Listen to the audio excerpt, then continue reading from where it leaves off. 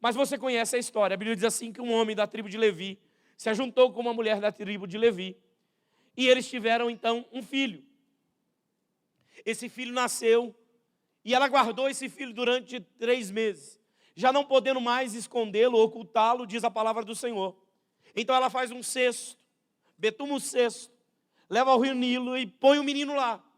A irmã desse menino vai acompanhar essa história de longe.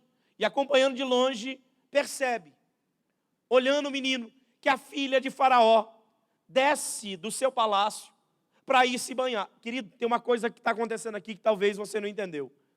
Não é normal a filha de Faraó deixar os seus óleos preciosos, deixar as suas águas aromatizadas, as essências contratadas, compradas, para descer a um rio sujo como o Nilo.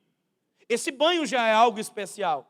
Não pense você que foi o acaso, foi um projeto do próprio Deus. E essa mulher desce até aquele lugar para se banhar. E tem uma coisa fantástica, ela encontra, porque é ela que encontra. As donzelas não vê o menino, mas ela vê. E é uma coisa tão extraordinária, porque o menino vai ter parte no palácio, não vai ter parte servindo o palácio.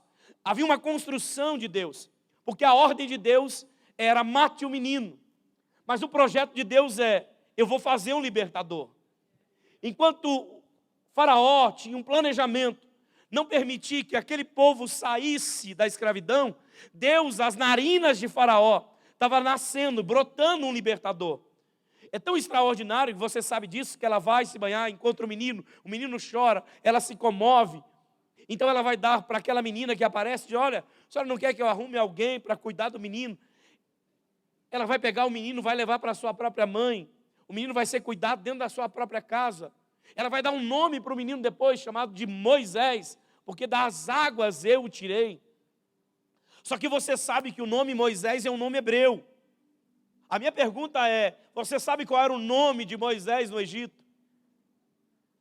Tradutores antigos, teólogos, exemplificam dizendo que o nome, o significado do nome de Moisés no Egito é, ele nasceu. É porque ela não podia ter filho. Então quando ela pega o menino, não é só que eu tirei da água, ele nasceu. Ele nasceu. Só que ele nasceu é o contrário daquilo que Faraó predia ou dizia ao mundo, vai morrer. Enquanto o homem dizia a morte, Deus estava dizendo na casa do que declarou a morte, a vida. Ele nasceu, ele nasceu. Então, debaixo do nariz de Faraó, Deus colocou a vida do libertador. E ele não podia matar aquilo mesmo que ele gerava dentro da casa dele. Deus guardou, Deus escondeu, Deus preservou. E esse menino vai ser guardado dentro da casa de Faraó durante 40 anos. E durante 40 anos na casa de Faraó, ele vai aprender, ele vai ter estudos, ele vai receber notificações, até que um dia ele sai. E preste atenção, no capítulo 2, vai dizer assim que ele saiu para ver os seus irmãos. Eu acho essa expressão fantástica, porque ele vai ver os hebreus e o seu sofrimento. Mas a Bíblia diz que ele desceu para ver os seus irmãos. É porque em algum momento, em algum tempo, houve um encontro de Deus com ele. Um encontro que Deus mostrou para ele, Moisés, você se veste de egípcio, mas a sua essência é ser hebreu. Você está no Egito, mas você não é do Egito.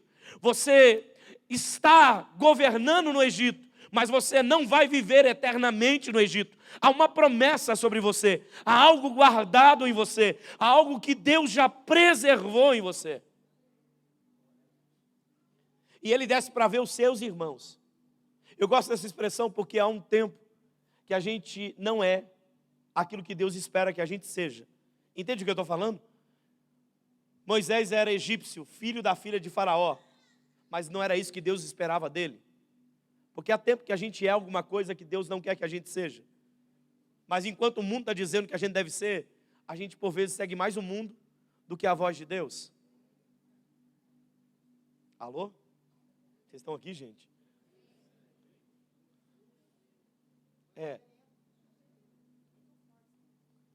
Mas aí ele vai descer, vai ter uma briga.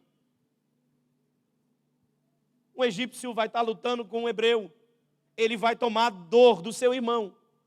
vai ferir, vai matar o egípcio. Mas vai achar que ninguém viu aquela história. E achando que ninguém viu aquela história, ele volta para o palácio e no outro dia, ele volta para andar de volta. E agora tem 2 hebreus lutando. Ele para no meio do caminho e diz: por que vocês estão discutindo, gente? Para que essa briga? Um olha para ele, o outro olha para ele e diz assim: por acaso você também vai matar como você matou o egípcio? Sabendo agora que aquele negócio não tinha ficado oculto, mas todo mundo sabia, ele teme. E se você prestar atenção no capítulo de número 2, vai dizer assim que Faraó então desejou matar Moisés. E quando ele sabe que Faraó quer matá-lo, ele faz o quê? Ele foge. Ele faz o quê? Repete mais fortinho. Foge. Ele foge. E ele foge para onde? Para o deserto. Ele foge para o deserto. E aí tem uma coisa fantástica. Ele foge para o deserto para reconstruir a sua vida. Ele quer dizer: bom, vou começar de novo. Aí ele vai parar numa terra distante, no território de Midian. E no território de Midian ele vai parar e vai encontrar ali uma casa de um homem que tem 7 filhas.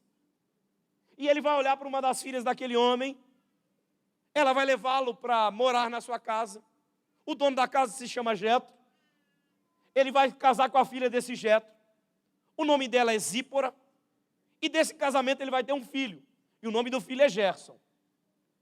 Então ele está dizendo: opa, construí a minha vida. Está tudo legal. Aquilo que eu tinha antes, acabou. A minha história no Egito terminou. Eu agora vou viver no deserto de Midian. E vou fazer o quê? Capítulo 3. Vou pastorear as ovelhas do meu sogro. Eu vou andar por aí sendo pastor agora. Não vou voltar no Egito. Minha história de Egito acabou. Vou construir agora minha vida no deserto. Até que no capítulo 3, então, ele passeando, levando as ovelhas do seu sogro Jetro para do outro lado do monte, lembra do Monte Horebe? O monte de Deus. Ele está passeando, e passeando por aquele lugar, ele repara em alguma coisa acontecendo. Que coisa é essa? Tinha uma sarça. O que é uma sarça, pastor? Uma árvore seca, um galho seco. E no deserto é comum ter árvore seca.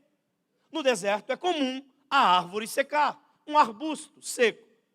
E o que é comum? É também que o arbusto seco pegue fogo. É simples, é região deserta, é seco, arbusto está seco, alta temperatura.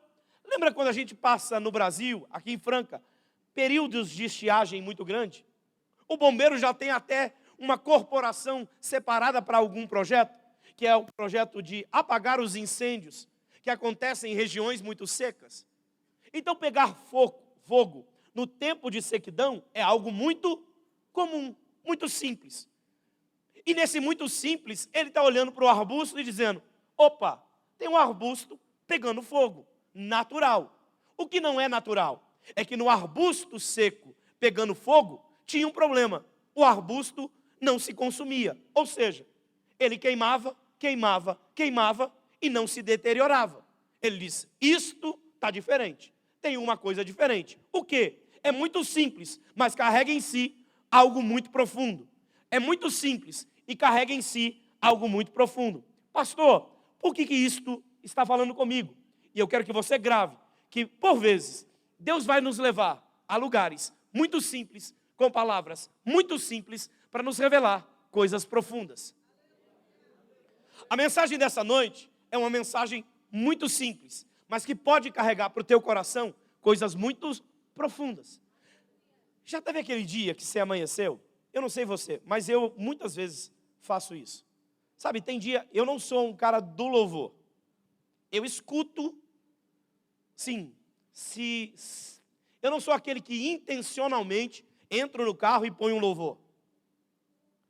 Se acontecer de plugar meu celular, de abrir, já está na playlist tocando, eu deixo tocar.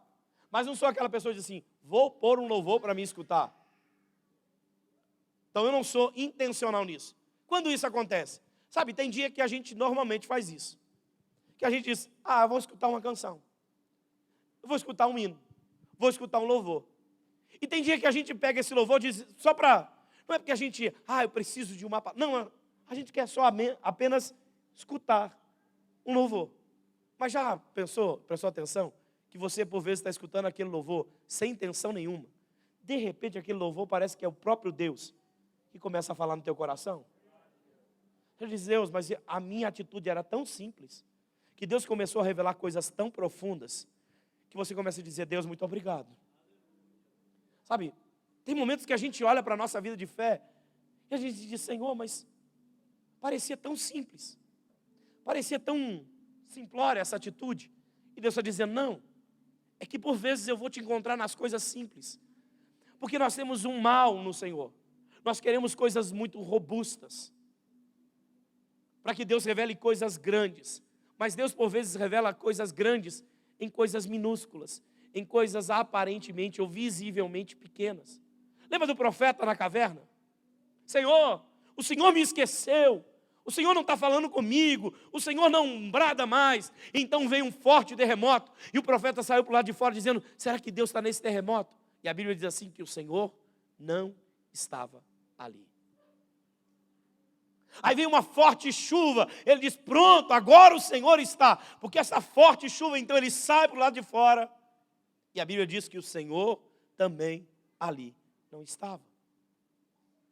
Mas repentinamente, vem uma brisa mansa, tão pequena, tão suave, tão tranquila. Mas quando ele sai, a Bíblia diz assim, e o Senhor estava ali. Pastor, o que o Senhor está dizendo com isso? É que eu quero que você perceba que nesses últimos tempos, Deus vai usar coisas pequenas para revelar coisas profundas para você. Pastor, por que o Senhor está dizendo isso? Eu quero que você aumente o seu nível de fé. Eu quero que você comece a andar, apercebendo as coisas pequenas, nos pequenos detalhes, nas pequenas falas, nas pequenas manifestações do céu, nas pequenas coisas que Deus começar a fazer nesse tempo. Por quê, pastor? Porque nas pequenas coisas, Deus vai trazer coisas muito profundas a você. Existe uma estação de Deus se abrindo sobre nós. Pastor, como a gente percebe que a estação está mudando? Não é que ela já mudou, mas quando eu percebo que quando ela está mudando, é quando há pequenos sinais no céu. Quando eu sei que estou saindo da primavera, entrando no outono, é quando eu começo a perceber que as folhas começam a ficar menores nas árvores, as flores começam a não ser tão frutíferas assim, tão vistosas assim. Eu começo a perceber que a estação está mudando. Mas também começo a perceber, quando estou saindo de um tempo de frio, e entrando num tempo de calor, eu começo a perceber que Deus está mudando algumas coisas, o cenário começa a vir. Um tempo de estiagem, bastou uma chuva, a gente chega para aquela grama toda marrom, seca, e um dia de chuva a gente passa ali no outro dia e está dizendo, como é que ficou verde repentinamente? É Deus dizendo nos pequenos detalhes, estou mudando a estação, estou alterando as circunstâncias, e eu estou te mostrando que nas pequenas coisas, eu vou fazer grandes coisas, haverá grandes mudanças, haverá grandes transformações. Mas eu quero que você pegue as pequenas coisas, porque senão você vai entrar na estação, carregando coisas da estação passada. E a pior coisa é levantar num dia de 40 graus e só ter moletom para vestir. E para dizer, opa, o verão começou e eu não me apercebi. Entende o que eu estou falando? A gente demora às vezes para entrar nas coisas de Deus, porque a gente não percebe os pequenos detalhes que Deus vai dando. Querido, eu queria deixar isso mais claro para você. Eu não sei se eu estou me fazendo ser entendido. Eu acho que não, ninguém disse não. Sabe, eu quero que você compreenda em Deus, que Deus está soprando uma palavra para esse tempo.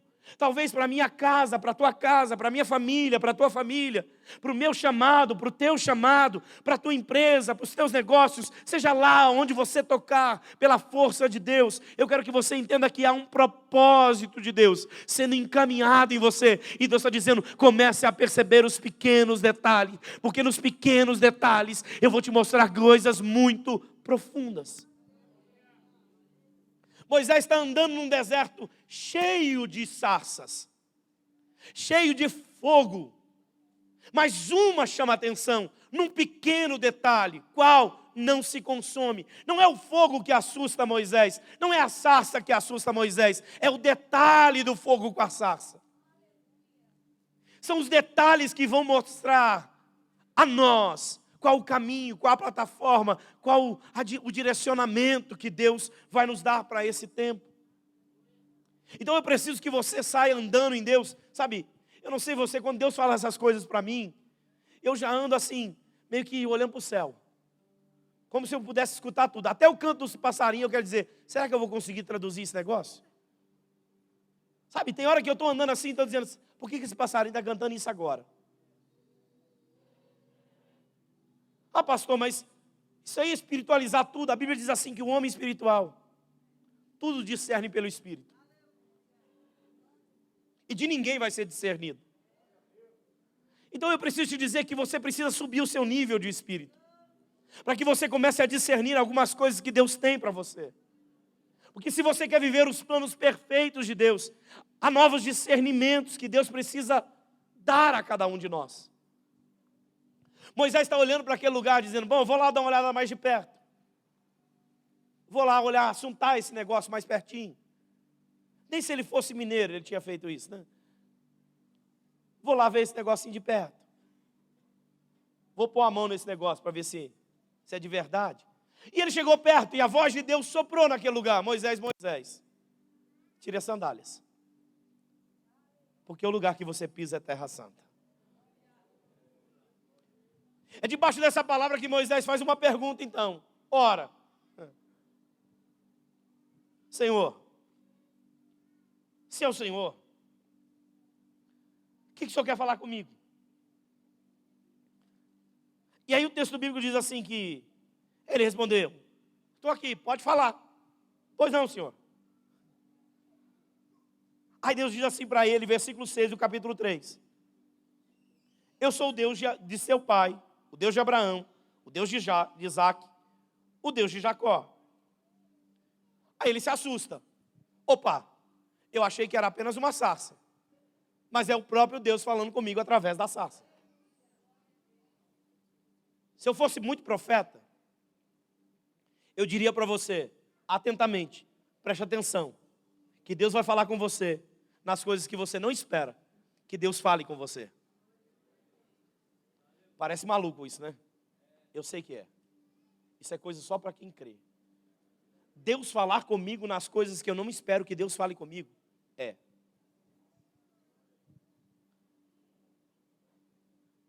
Aí ele está olhando para aquele negócio lá e dizendo assim, Senhor, então, o que o Senhor quer de mim? Versículo de número 7. Ele diz assim, eu tenho visto atentamente a aflição do meu povo, que está no Egito, e tenho ouvido o seu clamor por causa dos seus exatores, porque conhecia as suas dores. Versículo 8. Portanto desci para livrá-lo da mão dos egípcios, e para trazê-los e fazê-los subir daquela terra, a uma terra boa e larga, a uma terra que mana leite e mel, a um lugar do cananeu, do eteu, do amorreu, do perezeu, do eveu, do jebuseu. Agora, pois, eis que o clamor dos filhos de Israel é vindo a mim, e também tenho visto a opressão que os egípcios os oprimem. Agora, preste atenção, no versículo de número 10, olha o que Deus disse, é Deus. Ele está andando no deserto, 40 anos passou no Egito, 40 anos ele está andando no deserto, está com 80. E nos 80 Deus está dizendo para ele, opa, te achei de novo. E vim para uma conversa de novo contigo. Só que agora eu quero algo de você. Vem agora. Eu acho isso extraordinário. Porque a palavra de Deus agora para Moisés é, eu ouvi o clamor do meu povo, que está lá no Egito. E eu desci para tirar esse povo. E eu vou tirar esse povo do Egito e vou levar esse povo para uma terra que mana leite e mel. Ok? É a minha ordem, é o meu projeto, é o meu propósito. É de Deus, não é de Moisés. É Deus dizendo, eu vou fazer isso. Então Moisés, vem agora. Deixa eu te perguntar, o que você faria quando Deus dissesse para você, vem agora?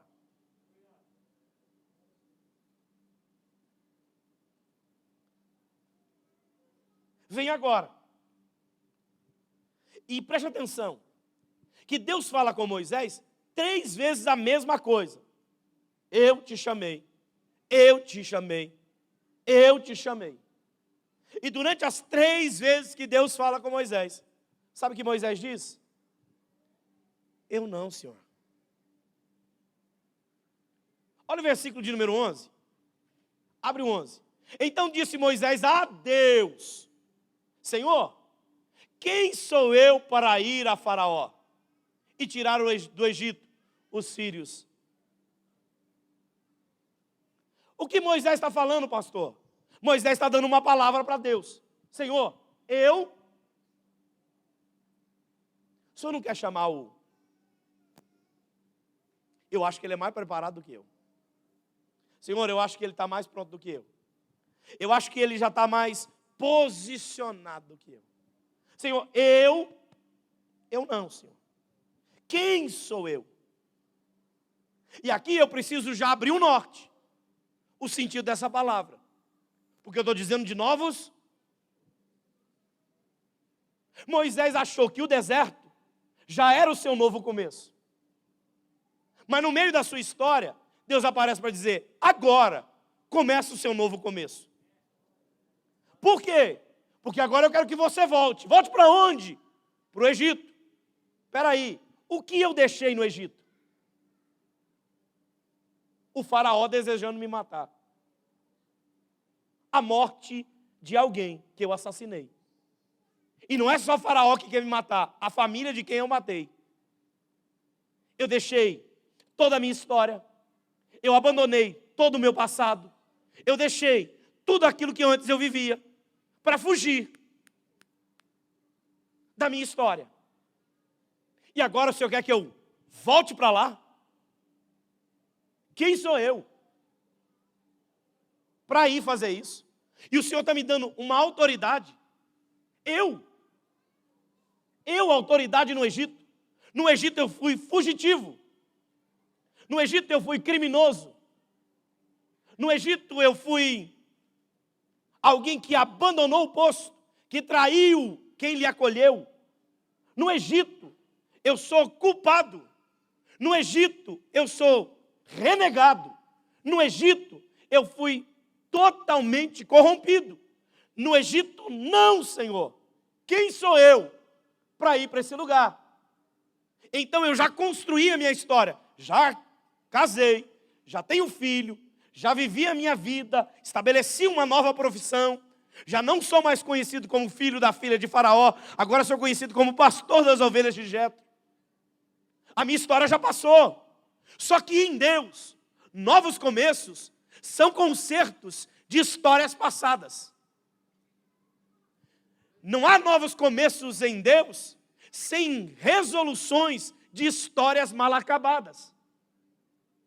Deus não vai construir um novo começo que é dele, debaixo de lugares de incertezas e lugares que não foram construídos nele. Deus não trabalha com esquecimento. Amém? Pelo amor de Deus, gente, faz qualquer coisa. Fala assim, aleluia.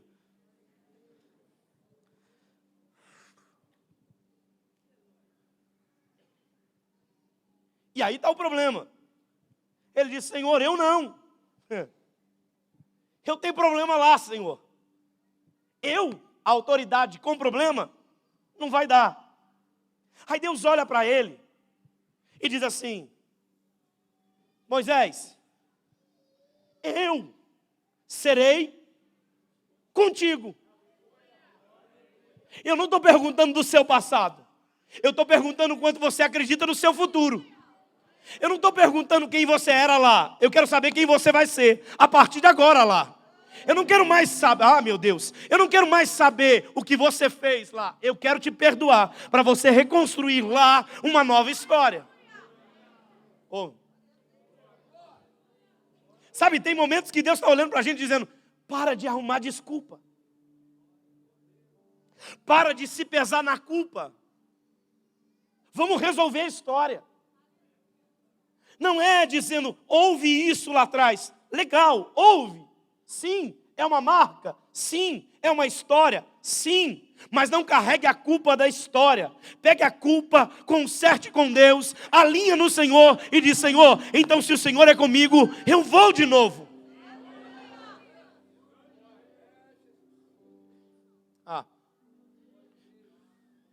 Deus está dizendo para ele, fica tranquilo, eu serei contigo.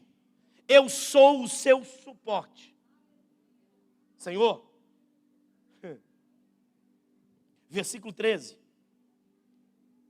Então disse Moisés, eis que quando vieram os filhos de Israel, e lhes disseram, Deus, o vosso pai me enviou a vós outros, eles me perguntarão, qual o seu nome? Ele está dizendo, Deus, o Senhor está mandando ir, está falando que está comigo, mas como é que eu sei? Quase não parece a gente. Eu acho que o nosso nome de vez em quando tinha que ser alguma coisa Moisés. Pode pegar seu nome, segundo nome você põe Moisés. Porque a gente é mais ou menos assim, Deus já falou.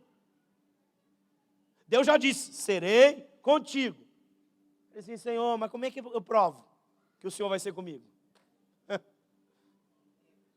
Como é que eu sei que o Senhor é comigo? Aí Deus fala para ele assim, diga para eles que eu sou o que sou.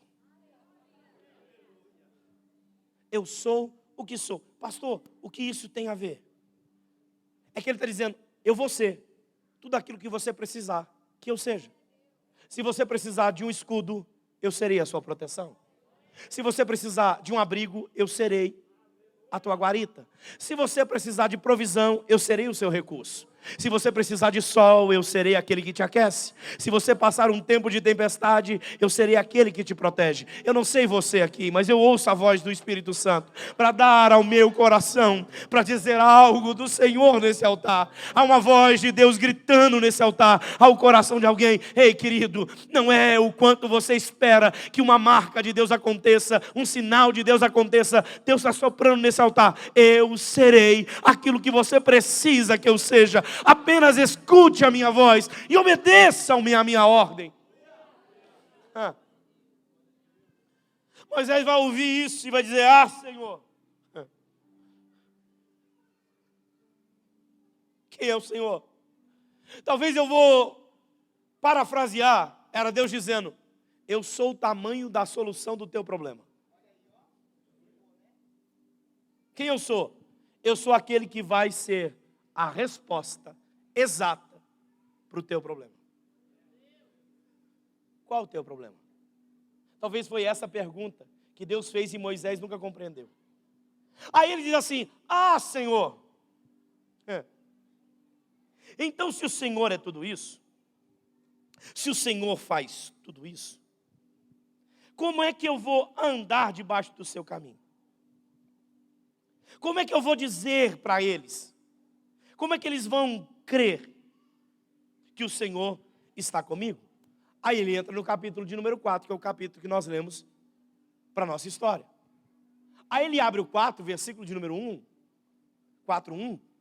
Olha o que ele diz agora para Moisés. Respondeu Moisés, mas eis que não crerão. Espera aí. Moisés, eu já disse que eu sou contigo. Eu já disse que vou estar com você. Eu já disse que eu vi e tenho um propósito. Eu ouvi o clamor do povo, não é o seu. Eu ouvi o povo, desci e vou fazer. Eu te escolhi, eu te chamei e disse que estou contigo. Eu disse que se você precisar, eu serei a resposta daquilo que você precisa. O que Moisés está falando de novo com Deus? Mas como eles vão acreditar? Senhor, nem acudirão à minha voz. Porque dirão, não, eles não vão acreditar em mim, a minha palavra não é. Aí Deus faz algo extraordinário. Deus olha para Moisés e diz assim, Moisés, o que é isso na sua mão? Moisés está segurando um cajado. Aí ele diz assim, Senhor, é um bordão, é um cajado. O que é isso na sua mão? É um cajado. Versículo 3. Então ele disse, lança na terra. e lançou na terra. E o bordão virou uma serpente. E Moisés fugiu dela. Olha para cá. Quando a gente não obedece à voz de Deus, Deus revela quem a gente é. Não, você não entendeu. Qual era o problema de Moisés? Matou alguém. E Deus trouxe para ele o seu pecado. Porque a serpente na Bíblia fala de pecado. A serpente na Bíblia fala daquilo que é engano. A serpente na Bíblia fala daquilo que é camuflado, daquilo que é enganoso. Aí Deus pegou Moisés e disse assim: já que você não está ouvindo a minha voz, eu vou mostrar a essência que há em você. Sabe qual é o teu problema, Moisés? É que você foge do conserto do teu pecado. Sabe por que você não quer ir, Moisés? Não é porque você ouviu a minha voz e não quer obedecer. É porque você tem medo de enfrentar aquilo que é o seu pecado. O problema de Moisés não era que ele pudesse entender a voz de Deus. O nosso problema, por vezes, não é ouvir a voz de Deus, porque a gente já ouviu muito. A nossa dificuldade é enfrentar o nosso pecado. Aí Deus está dizendo: se você não enfrenta, eu vou te mostrar que você é um fujão da serpente. Você tem medo de enfrentar o teu próprio pecado, e é por isso que você não quer me obedecer.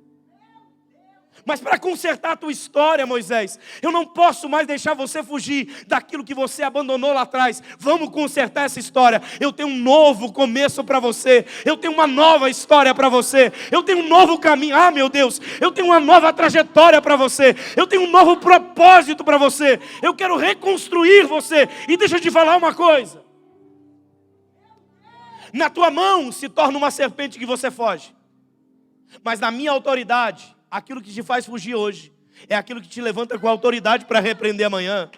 Ah não, eu vou dizer isso mais para alguém que está com o coração queimando como o meu. Eu vou dizer uma coisa: o mesmo pecado que um dia você caiu, Deus vai te dar autoridade para dizer: eu sei como enfrentar hoje, eu sei como vencer hoje, eu sei como lidar com ele hoje. Não porque eu fugi, mas porque eu entrei nele, na cruz de Cristo, com o Senhor, para um propósito dele. Eu preciso fazer você entender que hoje é pecado, amanhã vai ser autoridade na sua vida. Tudo depende de como você vai se comportar no Senhor. Ele olha para aquilo, pega na mão. Ele diz: opa, agora eu entendo. Versículo de número 10. Quando ele entende tudo isso, Deus abre o versículo de número 10. Olha Moisés de novo. Ah, Senhor, eu nunca falei bem. Nem outrora, nem depois que falaste a teu servo, nem quando o Senhor falou comigo eu comecei a falar bem. Parece que eu engasgo nas palavras. Parece que eu não consigo fazer um sermão assim, eloquente, envolvente. Parece que eu não sei falar. Pois sou pesado de boca e pesado de língua. Versículo 11. Respondeu o Senhor. A resposta de Deus para mim é extraordinária. Quem fez a boca? Eu gosto disso. Tem hora que Deus, eu falo assim: Senhor, você está de brincadeira. Deus não mandou ele calar a boca, só fez uma pergunta para ele: quem fez a boca?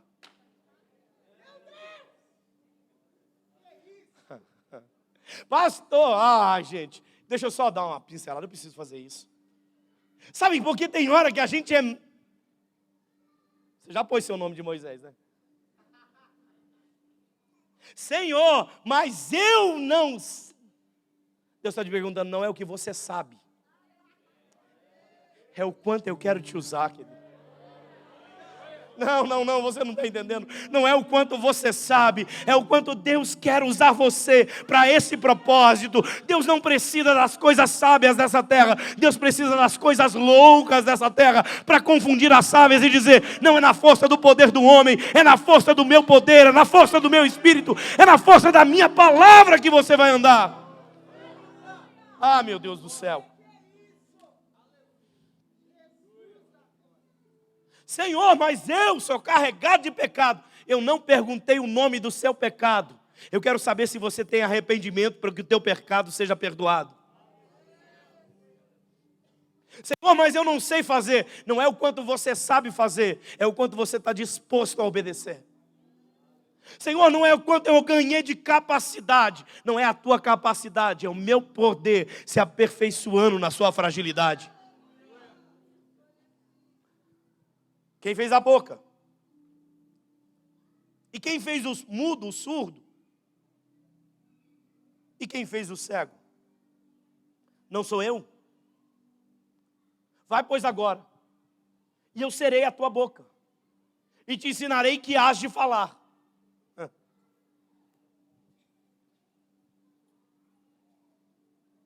Ele, porém, disse: meu Senhor,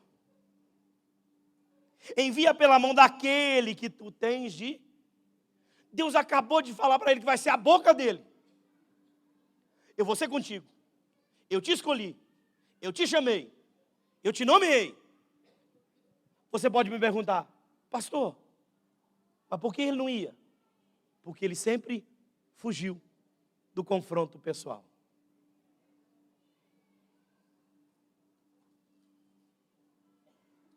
Enfrentar a gente mesmo é pior do que enfrentar Satanás. O maior medo da nossa história não é aparecer um demônio aqui. Porque se aparecer um demônio e manifestar aqui, a gente já tem a regra. O sangue de Jesus tem. Há poder no nome de Jesus. O problema é quando você enfrenta você. Você não expulsa com sangue. Não expulsa com o nome de Jesus. O problema não é quem está lá. O problema é quem habita aqui. Você está aqui? Ele diz: então manda outro. Alguém que o Senhor já pode fazer. Envia outro, menos a mim. Então, se acendeu a ira. Preste atenção. Moisés teve a capacidade de deixar o Deus longame irado.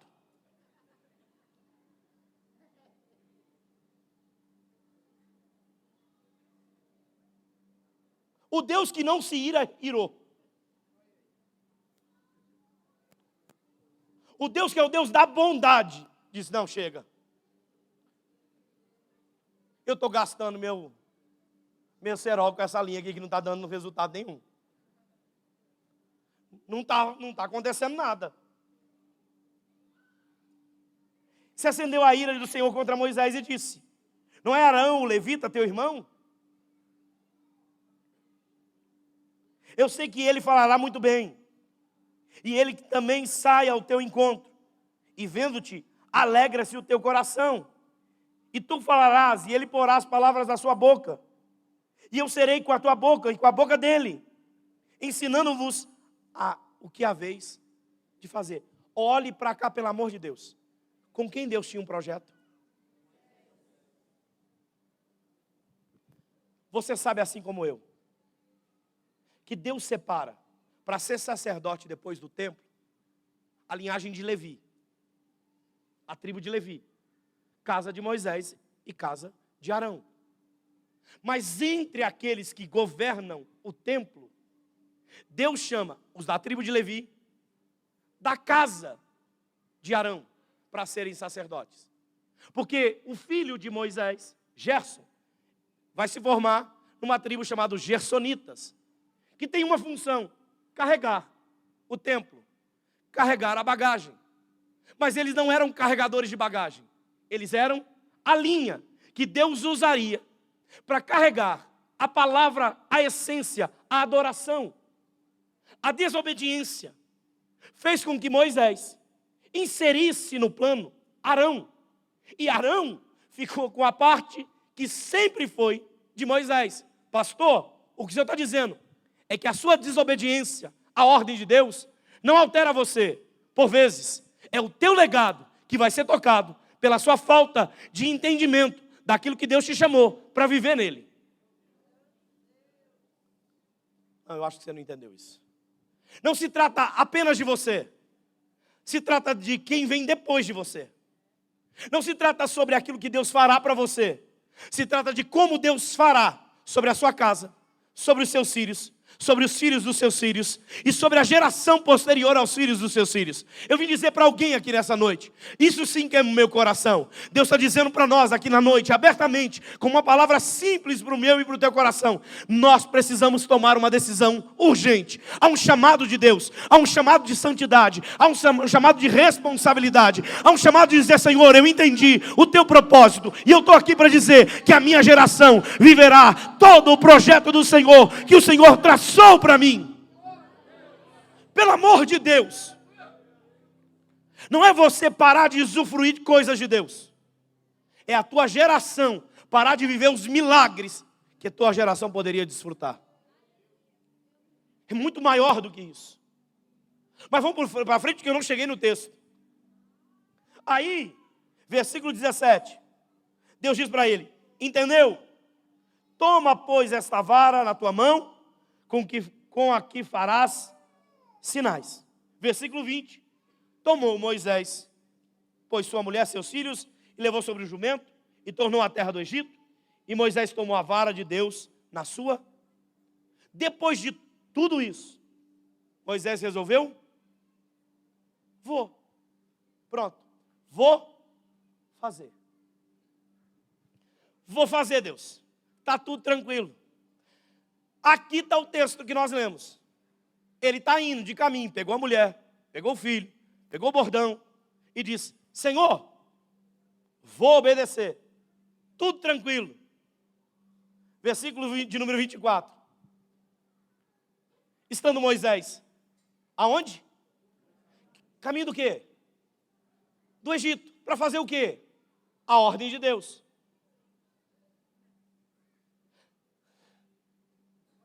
Ele vai dormir na estalagem. Parou no meio do caminho e disse: estou cansado, amanhã eu sigo viagem. Pegou um quarto de hotel.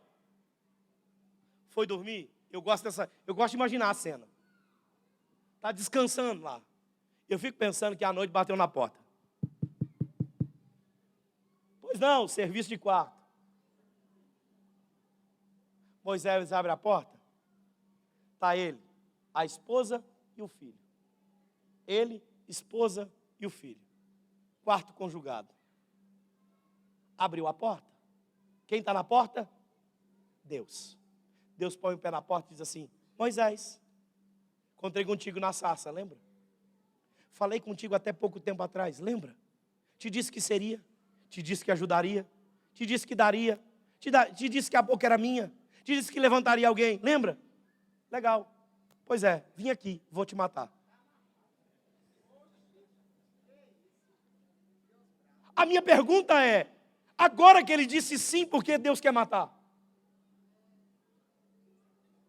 Agora que ele disse vou fazer, por que Deus quis matá-lo? Não faz sentido. Deus poderia ter dito: não vai aceitar? Te mato. Não vai? Te mato. Não quer usar tua boca? Te mato. Mas depois que Deus insistiu em tudo, e ele disse vou, Deus disse: te mato. E quando Deus então quer matá-lo, Deus está dizendo: tem um propósito, porque agora eu te mato. Por que, Moisés? Porque tem um problema. Quando você chegar no Egito, você vai separar o meu povo. E você vai separar o povo da minha aliança. Então, quando você chegar no Egito, Moisés, algo você vai ter que fazer: criar a minha lei. E qual a minha lei? Eu preciso que a minha lei, que o meu povo, tenha uma aliança comigo. Qual o sinal da aliança que Deus reservou no Antigo Testamento? A circuncisão. Deus disse: você vai fazer isso? Vou, Senhor. Vou chegar lá e vou circuncidar o seu povo. Então tá bom, estou indo. No meio do caminho, ele para dormir. E sono, na Bíblia, tem esse caminho de entendimento que a gente está fazendo sem compreensão do Espírito. Deus para dizer: desse jeito não me serve, prefiro te matar então. Como assim, pastor? É que ele estava dizendo para Deus mais ou menos assim: Senhor, vou fazer porque o Senhor insistiu tanto. Senhor, vou fazer porque o Senhor muito falou comigo. Senhor, não é algo que está aqui. Vou fazer por compromisso e obediência. Não por envolvimento. Deixa eu te dizer uma coisa. Se tem uma coisa que Deus detesta, é alguém dizer sim para Deus sem se envolver com Deus. Se tem uma coisa que Deus abomina, é todo aquele que diz sim para o propósito de Deus, mas não se envolve com as coisas de Deus. Deus parou Moisés e disse assim: sabe qual é o teu problema e por que eu quero te matar? É porque você disse sim para circuncidar toda uma nação, mas não conseguiu fazer isso dentro da sua casa. Sabe qual é o teu problema, Moisés? Você disse sim para mim e para o mundo, mas não disse sim para mim dentro da sua casa.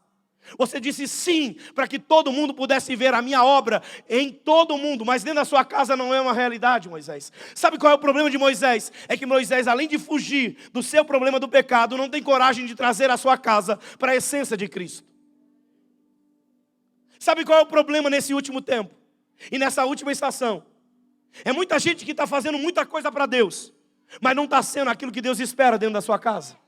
Sabe qual é o problema dessa nossa geração? É que a gente está tentando achar subterfúgio de falta de santidade, quando a falta de santidade está dentro da nossa vida, dentro de casa. E Deus está dizendo: desse jeito não, desse jeito eu prefiro te matar. Não é dizer sim, Senhor, eu vou, é como eu vou. Não é dizer sim, eu aceito, Deus, é como eu aceito. Não é simplesmente dizer: Deus, eu estou aqui. É dizer: Deus, eu me envolvi na tua causa, e na tua causa eu vou fazer o melhor. A minha casa não vai ser conhecida como uma casa que não te serve. A minha casa vai ser conhecida que te serve. E a partir da minha casa, toda uma nação será conhecida pelo teu nome. Deus está olhando para esse Moisés e dizendo assim: pronto, vou te matar. A esposa de Moisés toma uma atitude. Qual? Se você não faz, eu faço. Se você não vai tomar um passo, eu tomo pela nossa casa. Se você não vai tomar uma atitude, eu vou tomar essa atitude por nós dois. Ah, meu Deus. Ela pegou a ponta da agulha, da pedra, corta o prepúcio do menino, joga aos pés de Moisés. Aí a Bíblia diz assim: então, versículo 26. Assim o Senhor o deixou. Porque escute uma coisa: para um novo começo, não começa daqui para a rua, começa da sua casa para a igreja. Não é da igreja para a rua. Deus não quer você batendo de porta em porta dizendo: o Senhor me salvou.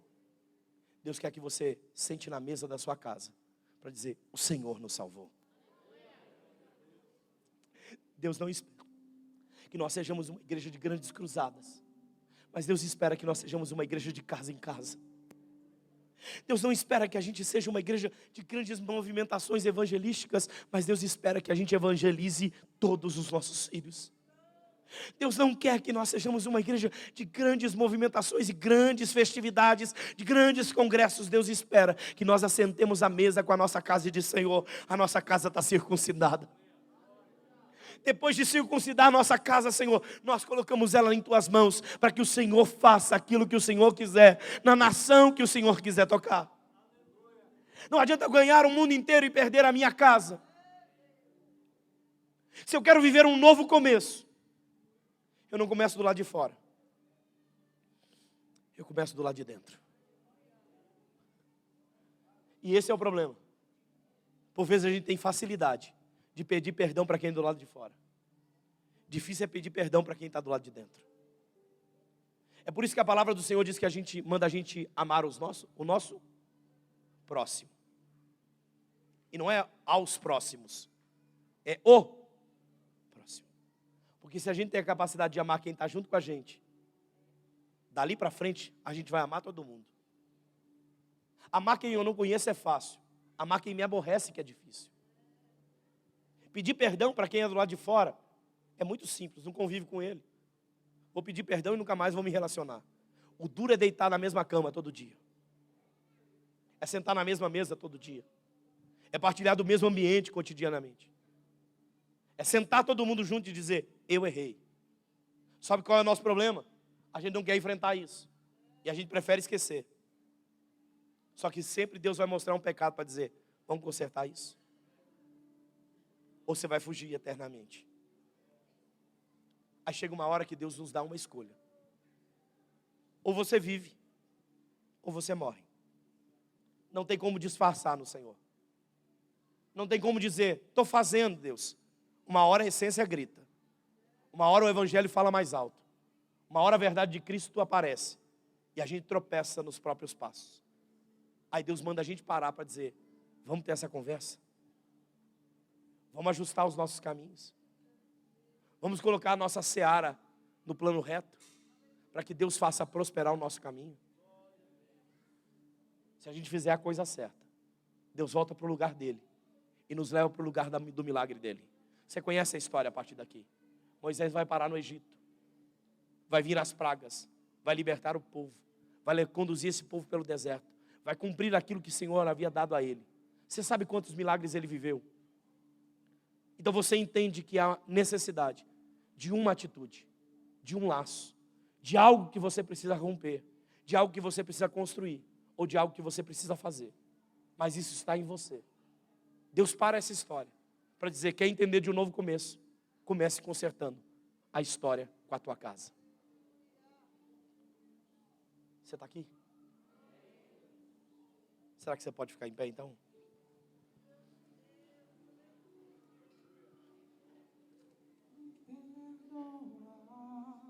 Todas as vezes que eu te entristeci, eu não pensei em ti, eu só pensei em mim. Me ajude a melhorar, me ajude a melhorar. Sozinho eu não consigo mais, eu sei, eu sou uma criança sem ar. Me ajude a melhorar. Eu acho que essa série de mensagens, acho que ela vai ter uma trilha sonora. Né? Esses dias o meu irmão perguntou, o senhor gosta de série, né? Acho que o nome do senhor vai ser Netflix. Pastor que gosta de série. E eu estava pensando sobre isso, se é para ser uma série, tem que ter uma trilha sonora. E talvez o hino que mais tem falado comigo, nesses dias em que eu tenho ouvido de Deus para ministrar essas palavras, é aquele hino do Me Refaz. Pastor, nós já cantamos tantas vezes, mas parece que toda vez que eu escuto ele, parece que Deus está fazendo alguma coisa que ele não havia feito de novo. Parece que eu comecei a perceber alguma coisa que eu não tinha percebido ainda. Sabe, talvez eu queria que você agora pudesse ou se juntar com a sua casa, ou com você mesmo, com a sua consciência, e que você pudesse levar agora a sua oração ao Senhor.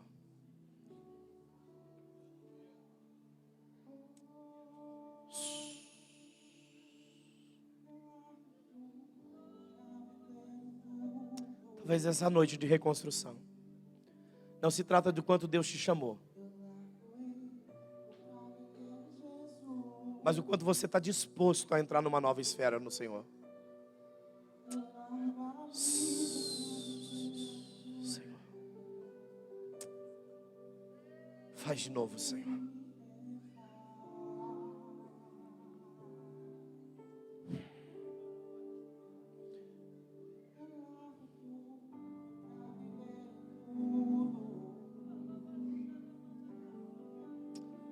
Eu não sei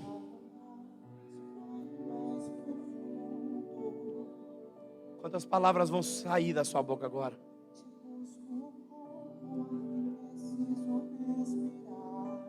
Talvez seja a melhor hora para você consertar algumas coisas que estão equivocadas aí.